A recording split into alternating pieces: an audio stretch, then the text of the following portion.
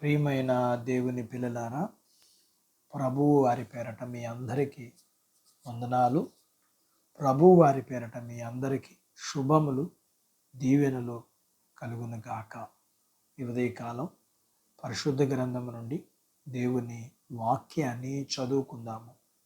కీర్తన గ్రంథము 91వ కీర్తన 14వ వచనాన్ని చదువుతున్నాను. అతడు నా నామము ఎరిగినవాడు గనక నేను అతన్ని ఘనపరచెదను. దేవుడు తన మాటలు మనందరి కొరకు దీవించునుగాక. ఆమేన్. ప్రియమైన దేవుని పిల్లలారా, దేవుడే ఈ మాట చెబుతున్నాడు. తప్పకుండా కూడా నెరవేరుస్తాడు. తనను ఎరిగిన వారిని తప్పకుండా ఆయన ఘనపరుస్తాడు. నీవు ఏమీ దేవుణ్ణి ఎరగనవాడవు కాదు గదా. ఆయన విషయంలో ప్రయత్నించి చూశావు, రుజువులు పొందుకున్నావు, ఆయన గురించి తెలుసుకున్నావు, కాబట్టి ఆయనను నమ్ముకున్నావు. ఆయన పాపిని కాదు కానీ పాపాన్ని ఆశించుకునే దేవుడు. ఈ విషయం నీకు తెలుసు కదా. దేవుని ఆత్మ మనకి బోధించేది ఏమిటి అంటే, ఆయన చెడుతనాన్ని చూసి చూడనట్లుగా ఉండే దేవుడు కాదు. అంతేకాదు, మన పాపములన్నిటినీ క్షమించే దేవుడు కదా. అలాగే ఆయన మన శ్రమలో ఆయన మనల్ని చెయ్యి విడిచే దేవుడు కాదు. ఆయన నమ్మదగిన దేవుడు కదా. ఇదంతా దేవుని యొక్క కృపా బాధ్యత కదా.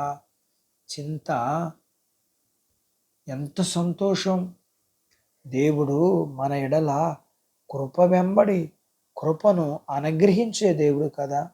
మనల్ని ఎత్తైన శిఖరాన్ని ఎక్కించి అక్కడ నిలవబెట్టే దేవుడు.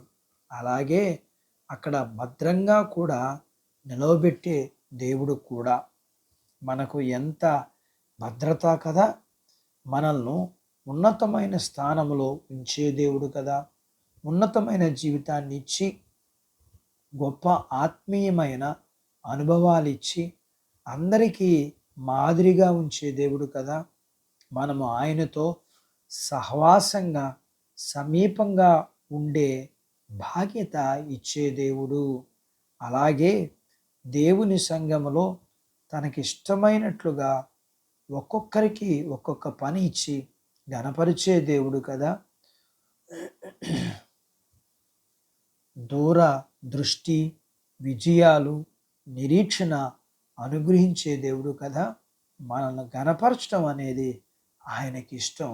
అట్టి బాధ్యత దేవుడు మనకు దయచేయునుగాక. ఆమేన్. దేవుడు తన మాటలు మన అందరి కొరకు దీవించునుగాక. ఆమేన్. ప్రార్థించుకుందాం. మమ్మల్ని మిక్కిలిగా ప్రేమించిన మా ప్రియ పరలోకపు తండ్రి, మీ పరిశుద్ధ నామమును బట్టి మీకు వందనాలు చెల్లిస్తున్నాము. మీరు మీ పిల్లల విషయాల్లో, మీరు మీ నామం ఎరిగిన వారి విషయంలో మీరిచ్చే ఘనత, ఆశీర్వాదం మీ పిల్లలకి మీరు ఏ విధంగా సిద్ధపరిచారో అందును బట్టి మేము మా గొప్పతనం మా క్రియలు కాదు కానీ అంతా మీ కృపే అని మీ లేఖనాల దగ్గర, మీ లేఖనాల ద్వారా నేర్చుకోవడానికి సహాయం చేశారు. మేము విధేయులమై మీ కృపను బట్టి మీకు విధేయులమై మిమ్మల్ని స్తుతిస్తూ మీ కృప వెంబడిన కృపను పొందుకునే బాధ్యత మీ పిల్లలందరికీ దయచేయమని, వీరికి కలిగినంతటినీ దీవించమని, చిన్న బిడ్డలను, యవనస్తులను, వృద్ధులను, స్త్రీ పురుషులను దీవించమని, చదువులు, ఆరోగ్యాలు, ఉద్యోగాలు, పొలాలు, పశువులను దీవించమని, వివాహాలు కాని వారికి వివాహాలు, గర్భం లేని వారికి గర్భఫలము, గర్భం కలిగిన వారి సుఖమైన ప్రసూతి అయిన తల్లి పిల్లలకు ఆరోగ్యం ఇవ్వమని, మీరుకున్న సమస్యల అవసరాలన్నింటిలో సహాయం చేయమని యేసు ప్రభువారి పేరట స్తుతించి ప్రార్థించి అడిగినవన్నీ పొందుకుని ఉన్నాము తండ్రి. ఆమేన్. దేవుడు మిమ్మల్ని దీవించునుగాక. ఆమేన్.